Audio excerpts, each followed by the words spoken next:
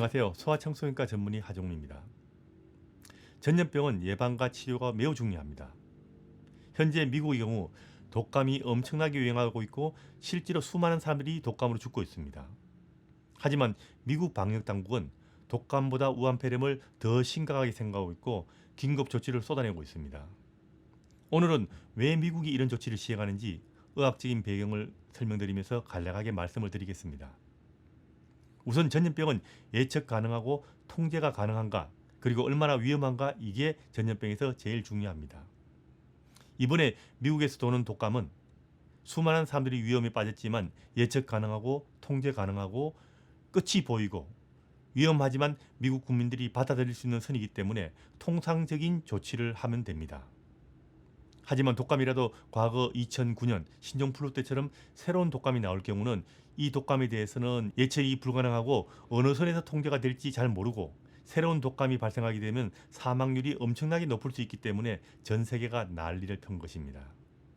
하지만 이번 우한폐렴의 경우는 아예 인류가 과거에 전혀 경험한 적이 없는 새로운 전염병이고 무증상 전염처럼 기존의 상식과 벗어난 양상을 보이고 이미 중국에서 엄청난 전파력을 보이면서 수많은 사람들을 감염시키고 사망시키는 병입니다.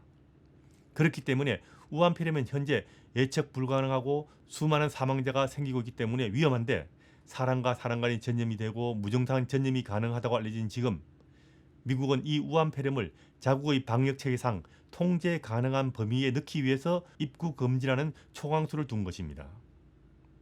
그럼 우리나라는 현재 이 우한폐렴이 우리나라 방역체계에서 통제 가능한 범위 내에 있을까요? 우선 방역은 전제 조건이 있어야 합니다. 이 병이 사람 간의 전염이 되는가, 무증상 전염을 일으키는가, 이게 굉장히 중요합니다. 여기에 따라서 방역의 범위가 엄청나게 달라집니다.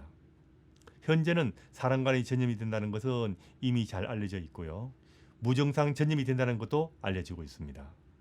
그럼 이 우한폐렴을 우리나라에서 통제 가능한 범위에 넣기 위해서는 전염병이 유행한 지역에서 온 모든 사람을 통제할 수 있어야 합니다. 그럼 입국 금지하지 않아도 됩니다. 예를 들면 유형지역에서 온 사람들을 잠복기 동안 격리하는 조치를 이야기합니다. 만일 해당 지역에서 온 사람들을 대상으로 전염병을 통제할 수 없다면 당연히 그 지역에서 오는 사람들에 대한 통제를 하는 것이 전염병 방역의 가장 기본입니다. 지금 무증상 전염이 가능하다면 우리나라에서 방역을 제대로 하려면 최근 2주일 이내에 우한 지역에서 온 모든 사람들을 2주간 자택이든 시설이든 격리하는 조치를 당연히 해야 합니다. 지금 중국은 이미 자국민을 대상으로 이런 것을 시행하고 있는 것이나 마찬가지입니다. 그리고 중국에서 우한폐렴이 다른 지역으로 퍼진 그 시점부터 중국 해당 지역에서 우리나라에 입국한 모든 사람을 시설 또는 자택에 2주간 격리하는 조치를 해야 합니다. 이미 중국 전역으로 퍼졌기 때문에 지금은 당연히 중국 전역이 대상이 될 겁니다. 지금 현재 이게 우리나라에서는 힘들 겁니다.